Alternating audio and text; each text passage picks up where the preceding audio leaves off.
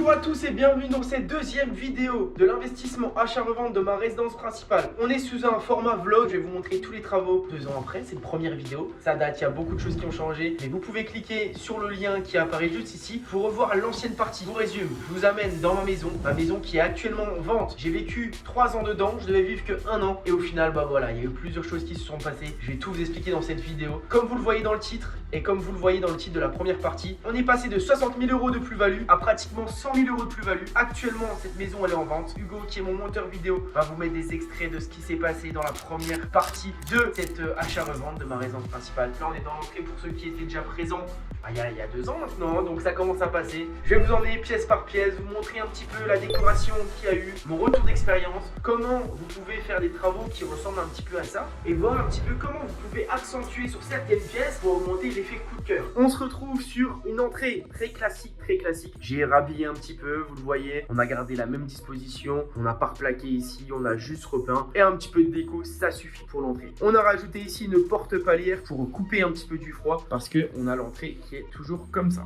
Ici, la cage d'escalier au fond avec le petit LED. Rappelez-vous, dans la première partie de la vidéo, je vous avais mis une petite photo de comment ça serait. Bon, ça ressemble pas tout à fait, mais n'oubliez pas, c'est très important d'avoir des idées, des petites idées de déco avant. Alors pour ça, vous allez sur Pinterest, vous regardez les vidéos que vous souhaitez, les photos et les vidéos que vous souhaitez voir pour votre futur chez vous. Ici, on a refait un petit peu l'entrée. Vous vous souvenez, Hugo, il va vous mettre une vidéo de comment c'était. Il n'y avait rien, on a créé une cloison en fait, il n'y avait rien du tout. C'était une autre entrée. Et moi, je me suis dit, quitte à avoir une grande maison, il y a 140 mètres carrés ici, autant avoir une deuxième salle de bain. Parce qu'il y en a une qui sera à l'étage que je vous montrerai.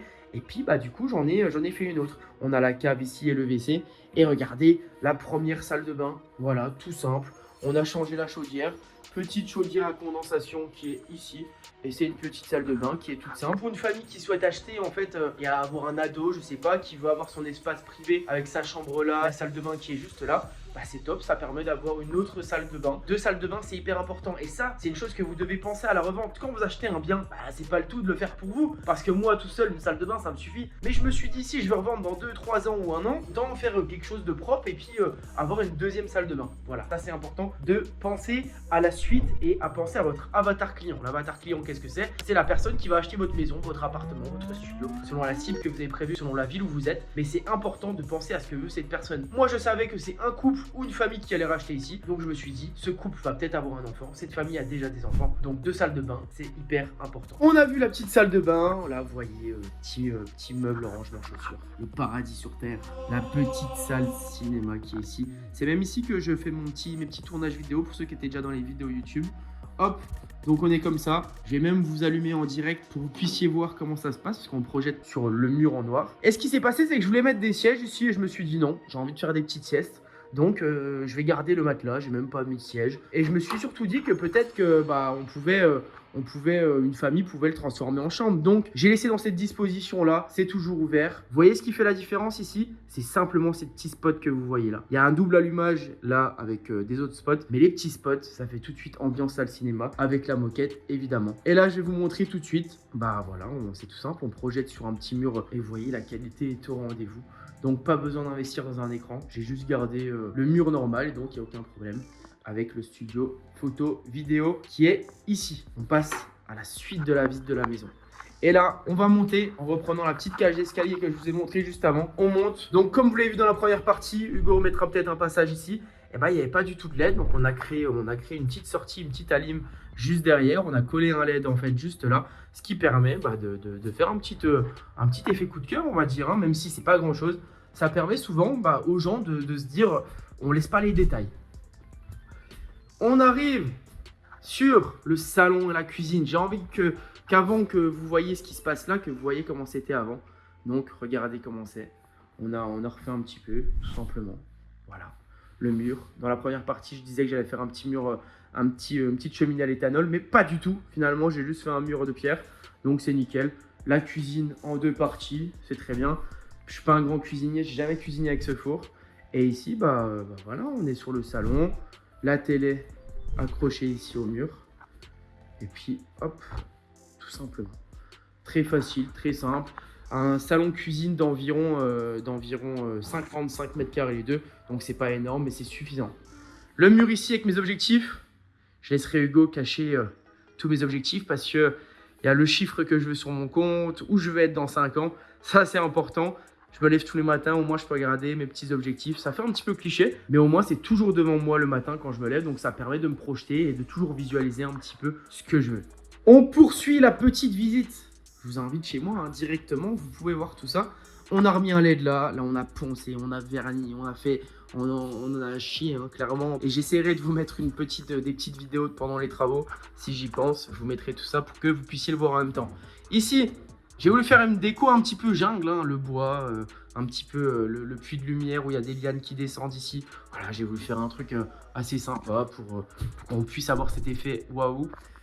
On arrive ici avec un petit bureau qui a une pièce où on peut faire une chambre aussi. Je ne l'ai pas aménagé, j'en ai pas besoin, ça ne me sert à rien, c'est beaucoup trop grand pour moi. Ici, la salle de bain. Voilà, salle de bain, tranquille. Ouvert sur la chambre. On a fait petite déco sympa pour la chambre, avec le dressing qui est juste derrière.